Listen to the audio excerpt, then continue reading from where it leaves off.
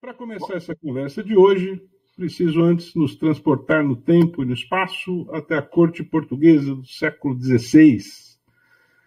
Vou tratar de uma peça de teatro escrita pelo dramaturgo e organizador de festas português Gil Vicente, que em 1523, bem no auge do Renascimento, contou em forma de versos sobre um palco a história de uma moça.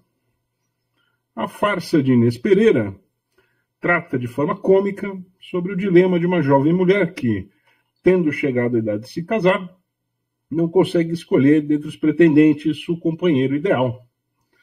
Levada pela fantasia da bela aparência e dos talentos de um dos mancebos, termina por rejeitar um homem que a ama, Pero Marx, em favor de um que a despreza, que é o Brás da Mata.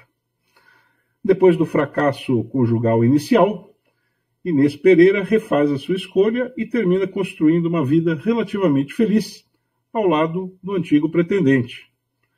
Pero Marx, apesar de ser um homem mais simples e menos vistoso, era gentil e atencioso. Daí a frase dita pela moça, que é o tema e mote desta obra seminal da literatura de língua portuguesa, abre aspas, mais vale um burro que me carregue do que um cavalo que me derrube.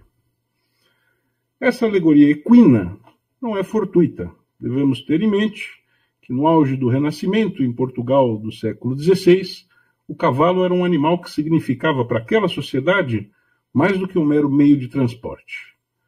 Montar um cavalo era um privilégio de quem era nascido nobre, com direitos sobre terras e almas. Como também eram privilégios da casta da nobreza praticar caça e viver de renda. Na sociedade medieval ibérica, o cavalo era um símbolo da nobreza, principalmente por tratar-se de um animal de notáveis atributos para o campo de batalha. O porte, a estatura, a destreza, a velocidade e a capacidade de adestramento deste fabuloso animal fazia dele um objeto de uso exclusivo da classe dominante. Quanto ao burro, uma espécie híbrida resultante do cruzamento entre um jumento e um cavalo, guardava quase todas as características herdadas da linhagem nobre do seu ancestral mais portentoso, mas em quase tudo ele é menos belo, menos ágil e também mais bruto. E, sobretudo, como a sua fama indica, tem uma notável habilidade de empacar, que é uma atitude pouquíssimo elegante. O burro, no entanto, era um animal de uso diário do povo, incapaz de servir ao nobre propósito da guerra ou da caça, era um animal destinado ao serviço duro e pouco sofisticado do campo, mera força bruta e, ainda por cima, incapaz de procriar. Com essas características, ele garantia aos senhores medievais o controle sobre a sua população, a população dos burros, e a garantia de que não fossem usados pela gentalha como armas em um eventual levante popular ou revolução, garantindo assim a soberania dos monarcas e a supremacia dos senhores da guerra, este sim, a cavalo. Cavalos e burros já não são animais de uso diário nas cidades. Ainda são, no entanto, criados e festejados pelos vaqueiros e peões nos rodeios, vaquejadas e festas populares pelos rincões dos interiores do nosso país. Se a tradição ibérica dividia assim as pessoas, em quem podia e em quem não podia cavalgar, uma outra relação entre humanos e equinos desenvolveu-se nas colônias do Novo Mundo. Inicialmente trazidos pelos espanhóis, para o que hoje é o território do México e o sul dos Estados Unidos da América, os cavalos foram incorporados por aquelas sociedades nascentes que ostentam um orgulho, dentre tantos outros, que é o de nunca ter se curvado a nenhum rei. Na dita terra da liberdade, a pátria dos bravos, o cavalo era, como tantos outros bens de uso e propriedade, um meio de locomoção, em tese acessível a todos, contanto que pudessem mantê-lo. Não era necessário ser nobre ou bem-nascido para cavalgar, senão dispor dos meios para possuir e manter um cavalo.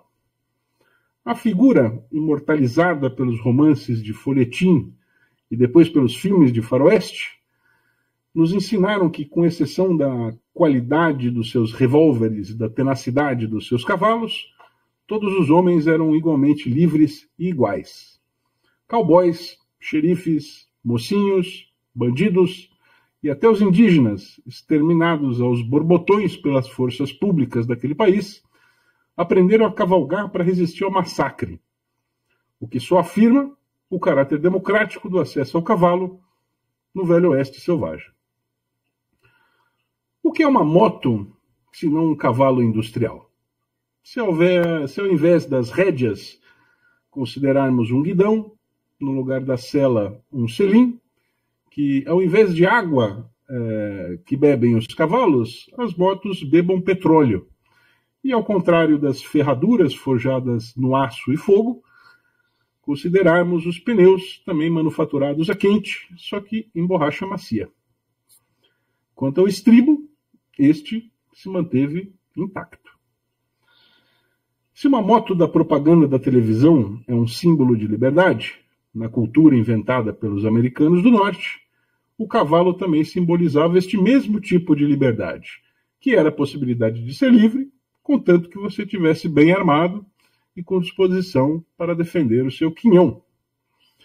Se na sociedade europeia medieval, monárquica e brutal, o cavalo era um signo de prestígio e posição social, por que deveríamos considerar que as motos de hoje também não sejam?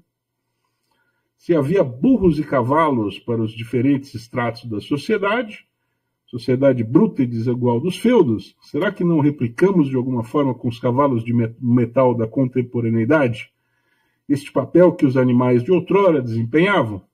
Sejam eles belos cavalos, caros e potentes, ou burricos, fortes, brutos e cumpridores?